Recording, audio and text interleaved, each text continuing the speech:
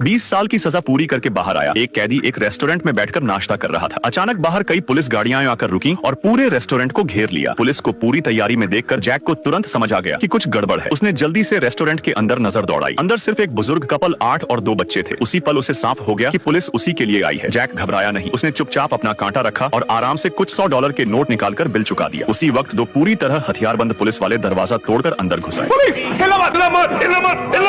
चलो अपनी जगह से उठ के बाहर आओ, बिल्कुल आराम से।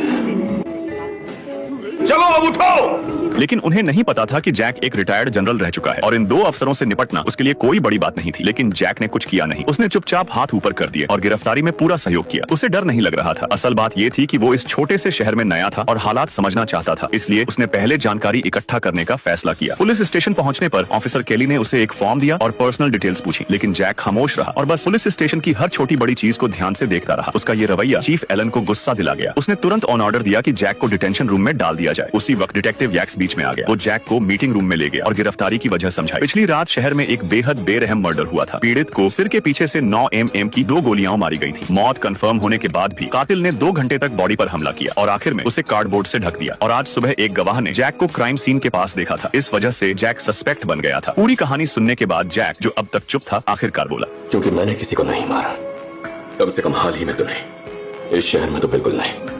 यैक्स की बातों से उसने कई डिटेल्स खुद ही जोड़ ली। 3 लोगों ने इस आदमी को मारा है। समझाओ मुझे। हत्यारे को बंदूकों की अच्छी जानकारी थी। गोलियां छोटी कैलिबर 9 मिलीमीटर 95 ग्रीन की थी, जो सबसोनिक है। उसने साइलेंसर यूज किया। यैक्स उसकी सोच से प्रभावित तो हुआ, लेकिन ये सवाल बना रहा कि वो वहाँ कर क्या रहा था। जैक ने बताया कि वो आज सुबह ही बस स्टेशन पहुंचा था और एक अंधे ब्लूज सिंगर को श्रद्धांजलि देने इस शहर आया था। लेकिन पुलिस को उसके पास सिर्फ एक टूथब्रश, एक फ्रेंच मेडल और $200 मिले थे। इतना कम सामान लेकर 800 किलोमीटर का सफर। किसी को उसकी बात पर यकीन नहीं हुआ। कोई LIB न होने की वजह से यैक्स ने उसे लॉकअप में ही रखने का फैसला किया। तभी केस में अचानक मोड़ आ गया। मरे हुए आदमी के जूते के नीचे कुछ नंबर मिले। उस नंबर को ट्रेस करने पर वो पॉल तक पहुंचे, जो एक बैंक एग्जीक्यूटिव था। ये अच्छे कपड़ों में रहने वाला आदमी पहले अकड़ में बोला कि उसे कुछ नहीं पता, लेकिन जैसे ही उसने खिड़की के बाहर एक काली गाड़ी देखी, उसका चेहरा बदल गया। पुलिस कुछ बोल पाती उससे पहले ही वो घबरा गया और बोला, मैंने किया, मैंने उससे मारा, वो मैं ही था।